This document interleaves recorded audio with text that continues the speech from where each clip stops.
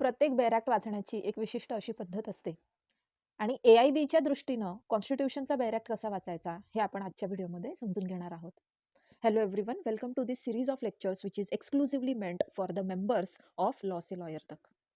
आता constitution of इंडियाचा बैराक्ट कसा वाचायचा याआधी आपण हे समजून घेऊयात की यापैकी म्हणजे ह्या बैराक्टमधून कुठले असे महत्त्वाचे टॉपिक आहे ज्यावर प्रश्न विचारले जातात. तर यावरती प्रश्न जे आहेत ते येतात आर्टिकल बेस्ड, म्हणजे तुम्हाला विशिष्ट आर्टिकल जो आहे त्याची प्रोव्हिजन काय आहे किंवा विशिष्ट प्रोव्हिजन कुठल्या आर्टिकलमध्ये दिलेली आहे यावर प्रश्न येतात. नंबर 2 तुम्हाला प्रश्न येतात अमेंडमेंट्स वरती. Okay. First constitutional amendment act, 42nd constitutional amendment act, 52nd constitutional amendment act. त्यामुळे आपल्याला महत्त्वाच्या अमेंडमेंट सुद्धा ज्या आहेत त्या वाचून ठेवायच्या आहेत. त्यानंतर प्रश्न येतात तुम्हाला केस लॉज वरती. लँडमार्क अशा जजमेंट्स आहेत कॉन्स्टिट्यूशनमध्ये, त्या प्रत्येकानं वाचल्याच पाहिजे. आणि या व्यतिरिक्त कॉन्स्टिट्यूशनची एक थोडीफार हिस्ट्री जी आहे ही आपल्याला माहीत असणं गरजेचं आहे. म्हणजे कॉन्स्टिट्यूशन ड्राफ्ट करत असताना त्याचे ड्राफ्टिंग कमिटीचे जे आहे चेअरमन कोण होते, त्यानंतर आपलं कॉन्स्टिट्यूशन जे आहे हे कधी आपण अडॉप्ट केलं, कधी एनॅक्ट केलं, डेट काय आहे, ओरिजिनली कॉन्स्टिट्यूशनमध्ये किती आर्टिकल्स, किती शेड्यूल्स, किती पार्ट्स होते and so on.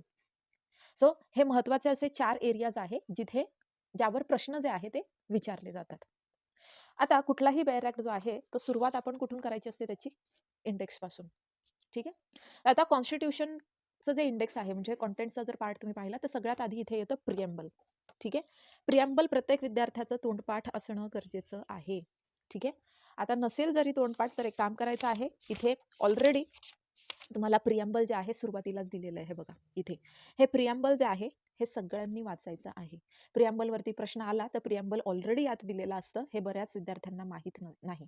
So you have to keep this in mind की सुरुवात जी आहे प्रिएम्बल पासून होते आणि हे प्रिएम्बल ऑलरेडी तुम्हाला बैराक्टमध्ये दिलेलं आहे. सो प्रिएम्बल वरती प्रश्न आला तर immediately you can read this particular part. त्यानंतर सुरू होतात आपले विविध आर्टिकल्स जे वेगवेगळ्या पार्ट्समध्ये डिवाइड केलेले. So you must be well aware की टोटल किती पार्ट्स आहेत आपल्या इंडियन कॉन्स्टिट्यूशनमध्ये, म्हणजे हा part 1, part 2 and so on. तर हे पार्ट जे आहे सगळे रोमन नंबर्समध्ये दिलेले आहेत. Okay. All this parts are given in Roman numbers आणि हे टोटल किती पार्ट्स आहेत हे सगळ्यांना तोंडपाठ असणं गरजेचं आहे. टोटल पार्ट्स आहेत 22. ठीक आहे. देर आर 22 पार्ट्स आणि there are more than 400 articles. Okay. बऱ्याचशा अमेंडमेंट वगैरे झालेल्या आहेत, पण ते आपण ए, बी, सी अशा पद्धतीने केलेले आहेत. त्यामुळे इथे ॲक्चुअल नंबर जो आहे तो रिफ्लेक्ट होत नाही.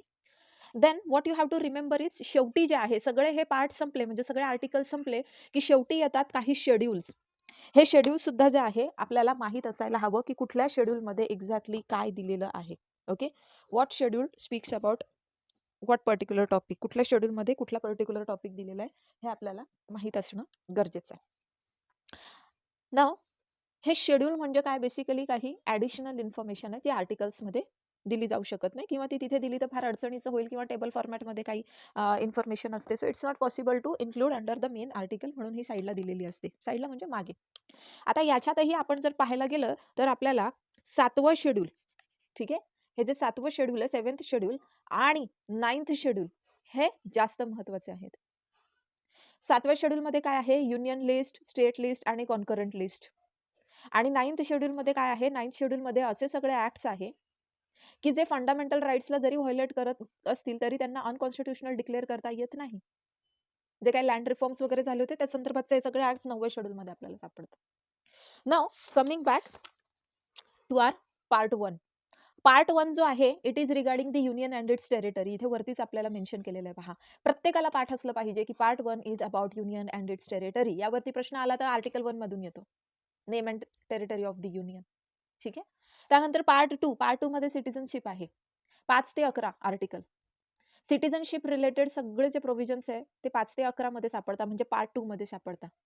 त्यानंतर येतो महत्त्वाचा पार्ट जो आहे fundamental rights. This is very very important part of our Indian constitution. आपले सगळे जे मूलभूत अधिकार आहेत ते दिलेले ह्या पार्टमध्ये, आर्टिकल 12 पासून 35 पर्यंत. नाव 12 मध्ये काय आहे, 12 मध्ये सांगितलेलं आहे डेफिनेशन. डेफिनेशन कसली, स्टेटची डेफिनेशन.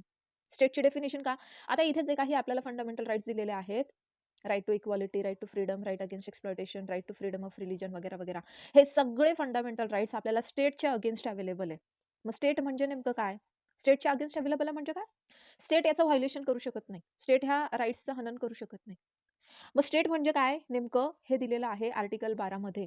लगेच तिथे पेज नंबर पाहायचा आणि you must open it and read की what exactly that particular article says. ठीक आहे. 12 जर आपण इथे ओपन करून पाहिला तर लगेच तुम्हाला आता समजेल की बघा ह्याच्यामध्ये in this part unless the context otherwise requires the state includes. बघा स्टेटमध्ये काय काय आहे? गव्हर्नमेंट आहे, पार्लमेंट ऑफ इंडिया आहे, government and the legislature of each state आहे, म्हणजे स्टेट गव्हर्नमेंट आणि स्टेटचं लेजिस्लेचर, आणि सगळ्या लोकल आणि other authorities within the territories of India or under the control of government India. अशा सगळ्या लोकल अथॉरिटीज म्हणजे याच्यात म्युन्सिपॅलिटी आलं है ना, हे सगळं जे आहे जे गव्हर्नमेंटच्या कंट्रोल च्या अखत्यारीत येतात ते सगळं स्टेटच्या डेफिनेशन मध्ये येतात. आणि त्यानंतर आर्टिकल 13 काय म्हणतो? Laws inconsistent with or in derogation of the fundamental rights. आता जर असे लॉज पास केले जे फंडामेंटल राईट्सच्या डेरोगेशन मध्ये आहे, व्हायोलेशन मध्ये आहे, तर तसा लॉ जो आहे तो व्हॉइड म्हणून डिक्लेअर केला जाणार. ठीक आहे. हे कुठे दिलेलं आहे आपल्याला? आर्टिकल 13. मग लॉ म्हणजे नेमकं काय? तर लॉ मध्ये काय इन्क्लूडेड आहे? तर सगळे ordnance, order, by law, rules, regulation, notification, custom or usages having in the territory of India the force of law. म्हणजे लॉ म्हणजे काय याच्यावर पण प्रश्न येतो, महत्वाचा आहे हा. ठीक आहे. आर्टिकल 13चा सबक्लॉज 3 जो आहे त्याच्यामध्ये आपल्याला लॉ म्हणजे काय हे दिलेलं आहे. लॉज इन फोर्स म्हणजे काय ते सुद्धा इथे पुढे दिलेलं आहे. आणि इथून नंतर 14 ते 18 मध्ये आपल्याला राईट टू इक्वालिटीचे प्रोव्हिजन सापडतात. Equality before law, prohibition of discrimination on grounds of religion, race, caste, sex और प्लेस ऑफ बर्थ. त्यानंतर equality of opportunity in matters of public employment. इथे जे आहे रिझर्वेशनची पण तरतूद सापडते बघा. ओके. सो हा जो पर्टिक्युलर पार्ट आहे हा खूप महत्वाचा आहे. याच्यावरती बरेच प्रश्न विचारले जातात. त्यानंतर येतो right to freedom. Right to freedom जो आहे 19 मध्ये आपल्याला जे 6 फ्रीडम जे आहे इथे सापडतात. ओरिजिनली 7 होते. फंडामेंटल राईट्स पण टोटल किती फंडामेंटल राईट्स आहे असाही प्रश्न विचारला जाऊ शकतो. तर there are total 6 fundamental rights. Okay. Originally there were 7, पण राईट टू प्रॉपर्टी जो आहे तो काढून टाकण्यात आलेला आहे. So there are these freedoms given here: freedom of speech and expression, freedom to assemble peaceably and without arms, to form associations and unions, to move freely throughout the territory of India, to reside and settle in any part of the territory of India, to practice any profession or to carry on any occupation, trade or business. आणि नंतर मग इथे काही त्याचे sub clause सुद्धा दिलेले आहेत. ठीक आहे. Protection in respect of conviction for offences, की विदाउट लॉ जे आहे अरेस्ट होऊ शकत नाही. देन कम्स इथे right to education, protection of life and personal liberty जो 21 मध्ये, आणि 21A मध्ये राईट टू एज्युकेशन. हा ओरिजिनली फंडामेंटल राईट होता का? नाही. हा पहिले DPSPs मध्ये होता, म्हणजे directive principles of state policy. आता directive principles of state policy जो ऍक्च्युली पार्ट 4 मध्ये आहे, म्हणजे याचा पुढचा पार्ट आहे. त्याच्यामध्ये काय दिलेलं आहे की मार्गदर्शक तत्व आहेत.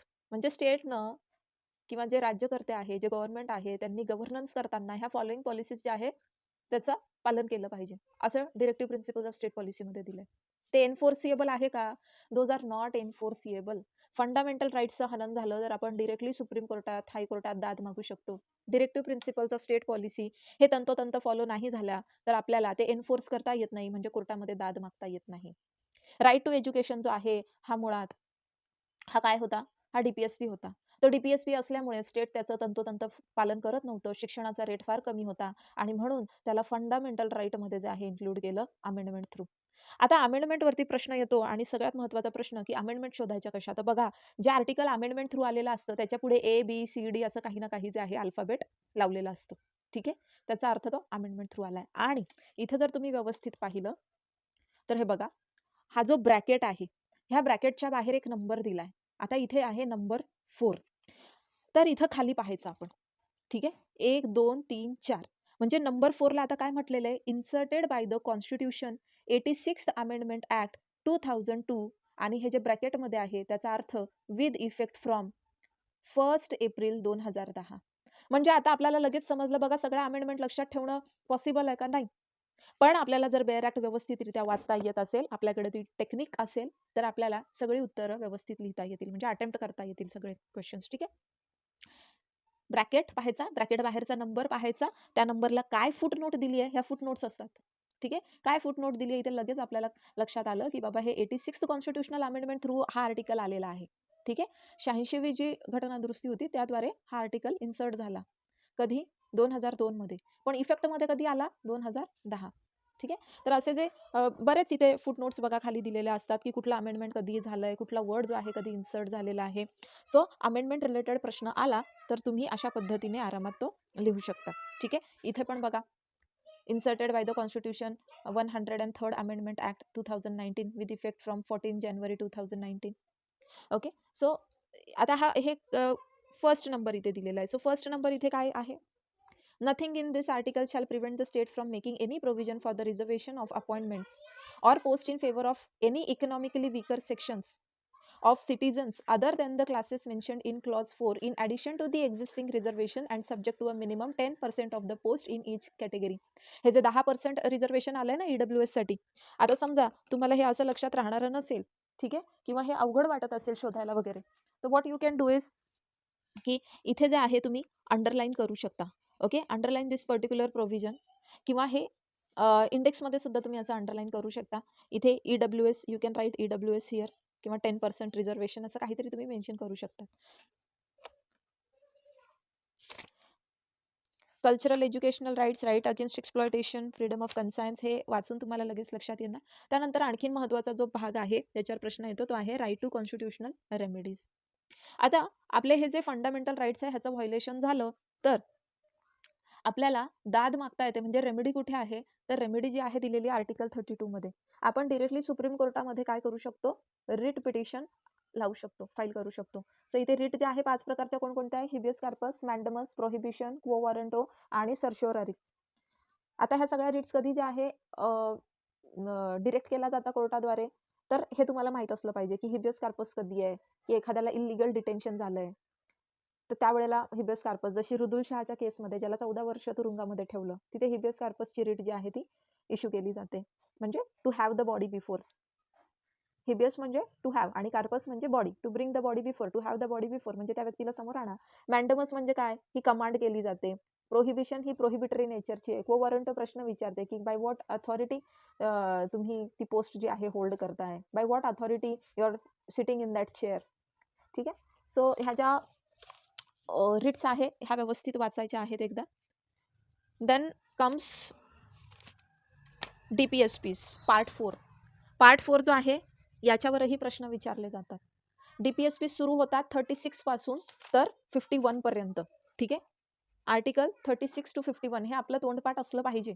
कारण जेव्हा प्रश्न येतो समोर आपल्याला समजलं पाहिजे की नेमकं कुठल्या पार्टमध्ये आपल्याला याचं उत्तर सापडणार आहे. ओके. DPSPs वरती एक व्हिडिओ मी ऑलरेडी तुम्हाला बनवून ग्रुपमध्ये टाकलेली आहे, तर ती एकदा तुम्ही बघून घ्या. DPSPs एन्फोर्सिएबल नेचरचे नसतात. म्हणजे फंडामेंटल राईट्सचं जर व्हायोलेशन झालं तर आपण कसं आर्टिकल 32 अंतर्गत काय करू शकतो? रिट दाखल करू शकतो. सेम पॉवर जी आहे हायकोर्टाकडे पण आहे आर्टिकल 226 च्या अंतर्गत. ठीक आहे. आर्टिकल 226 च्या अंतर्गत हायकोर्टाकडे पण पॉवर आहे रिट इश्यू करण्याची. ती पुढे आपण बघूया. बट फॉर नाव जसं फंडामेंटल राईट्स एन्फोर्स करण्यासाठी आपल्याकडे रेमेडी आहे, तसं directive principles of state policy जे आहे एन्फोर्स करण्यासाठी रेमेडी नाही. म्हणजे हे फक्त मार्गदर्शक तत्व आहेत की गव्हर्नन्स करत असताना जे कोणी जे कुठलं गव्हर्नमेंट असेल त्यांनी कशा पद्धतीनं पॉलिसीज फ्रेम करायच्या आहेत, कुठकुठली तत्व जी आहे त्यांचं पालन करायचं आहे, हे सगळं इथं दिलेलं आहे. मग याचं तंतोतंत पालन नाही झालं तर शिक्षा होत असते का यांना, गव्हर्नमेंटला, मिनिस्टर्सला? नाही. ओके. सो इथे बरेचसे DPSPs आपल्याला सापडतात. पहिला जो आहे 36 मध्ये डेफिनेशन आहे आणि ही डेफिनेशन सेम आहे जी आपल्याला आर्टिकल 12 मध्ये दिलेली आहे. आर्टिकल 12 मध्ये पार्ट 3 च्या काय म्हटलंय? स्टेटमध्ये काय येणार आहे? इथे सेंट्रल गव्हर्नमेंट आहे, पार्लमेंट आहे, स्टेट गव्हर्नमेंट आहे, स्टेट लेजिस्लेचर आहे, लोकल बॉडीज, अथॉरिटीज, हे सगळं जे आहे स्टेटच्या संकल्पनेत आणि तीच व्याख्या जी आहे इथे पण ऍप्लिकेबल होणार आहे. त्यानंतर इथे आणखीन महत्वाचं आहे एक आर्टिकल, ते आहे 39A. हे म्हणतं equal justice and free legal aid. This speaks about what? Equal justice and free legal aid. म्हणजे स्टेटची जबाबदारी आहे की प्रत्येकाला इक्वल जस्टिस प्रोव्हाइड करण्याकरता तुम्ही फ्री लीगल एड जी आहे प्रोव्हाइड करायची आहे. मग त्यासाठी तुम्ही पॉलिसी बनवा, स्कीम बनवा किंवा कुठलं सुटेबल लेजिस्लेशन. आणि हे बघा, हे आर्टिकल 14 ला इफेक्ट देण्यासाठी हा आर्टिकल जो आहे हा आला. कारण आर्टिकल 14 काय म्हणतो? Equality before law and equal protection of law. पण मग एखाद्या व्यक्तीकडे पैसा नाहीये, तो गरीब आहे खूप, त्यामुळं जर ती व्यक्ती कोर्टामध्ये दाद मागू शकत नाही, कारण कोर्ट कचेरीचा खर्च त्या व्यक्तीला झेपणार नाहीये, म्हणून ती न्यायास जे आहे मुकणार आहे. न्याय मागण्याच्या प्रक्रियेमध्ये तिला सामील सुद्धा होता येणार नाही. आणि ही गोष्ट लक्षात घेता ही अमेंडमेंट झाली की इक्वल जस्टिस आणि फ्री लीगल एड प्रोव्हाईड करणं ही स्टेटची जबाबदारी आहे आणि स्टेटनं ते एखाद्या कायद्याद्वारे, कुठल्या स्कीमद्वारे, पॉलिसीद्वारे काय करायचं आहे, ह्या आर्टिकलला एन्फोर्स करायचं आहे. आणि म्हणून आपल्याकडे legal aid services authorities act जो आहे तो पास झाला. जो आपण तुम्ही जो आहे अल्टरनेटिव्ह डिस्प्यूट रिझोल्यूशनमध्ये स्टडी केलेला आहे तो. सो प्रश्न जो आहे विचारला जातो, की 39A जो आहे हा का आलाय? तर आर्टिकल 14 ला एन्फोर्स करण्यासाठी 39A आलेला आहे. Okay, then it speaks about organisation of village panchayat. Village panchayat जे आहे ते ऑर्गनाइज करणं. Right to work, to education and to public assistance in certain assistance. ठीक आहे, स्टेटनं काय करायचं आहे, त्यांच्या इकॉनॉमिक कॅपॅसिटीमध्ये जितकं शक्य असेल तितकं right to work, education, public assistance जे आहे, जसं अनएम्प्लॉयमेंट असेल, ओल्ड एज, सिकनेस, डिसेबल असतील, तर यांना जे आहे कुठे ना कुठे असिस्ट करायचं आहे. म्हणजे बघा, काही विविध पेन्शन असतात किंवा मनरेगासारखी स्कीम आहे बघा, अनएम्प्लॉयमेंट वगैरे जे आहे, किंवा ते एम्प्लॉयमेंट एक्सचेंज असतं बघा, तिथे मुलं नाव नोंदवतात आणि त्यांना काही बेरोजगार भत्ता भेटतो. तर बेसिकली असिस्ट करायचं हे सगळं आहे. Provision for just and human conditions of work and maternity relief. Living wedges सगळ्यांना मिळाले पाहिजे वर्कर्सला. वर्कर्सचं इंडस्ट्रीच्या मॅनेजमेंटमध्ये सहभाग असला पाहिजे. कोऑपरेटिव्ह सोसायटीजला प्रमोट करायचं आहे. मग त्यासाठी विविध कायदे, विविध योजना बनवणं. त्यानंतर युनिफॉर्म सिव्हिल कोड. आता हा एक महत्त्वाचा असा आर्टिकल आहे. ठीक आहे. युनिफॉर्म सिव्हिल कोड हा फंडामेंटल राईट आहे का? डी-पी-एस-पी आहे? तर हा directive principles of state policy आहे. फंडामेंटल राईट नाही. म्हणजे काय? सगळ्यांना एकसारखे नागरी कायदे जे आहे लागू करण्याचं हे एक मार्गदर्शक असं तत्व आहे, की स्टेटने या दिशेने जे आहे प्रयत्न करायचे आहेत, की पर्सनल लॉज जे आहे, पर्सनल लॉ अंतर्गत काय आहे, वेगवेगळे नागरी कायदे आहेत. कोणाचे विवाहाचे कायदे, फारकतीचे कायदे वेगवेगळे आहेत. कुठे विवाहाचं एज जे आहे ते प्युबर्टी आहे, तर आपल्यासाठी ते 18 आहे, 21 आहे. तर हे असं न राहता सगळ्यांना समान नागरी कायदे जे आहे ॲप्लिकेबल असावे. त्यानंतर येतो article 45, provisions for early childhood care and education to children below the age of 6 years. आता हा आर्टिकल जो आहे ना, हा बघा, हा महत्त्वाचा आहे. का बरं?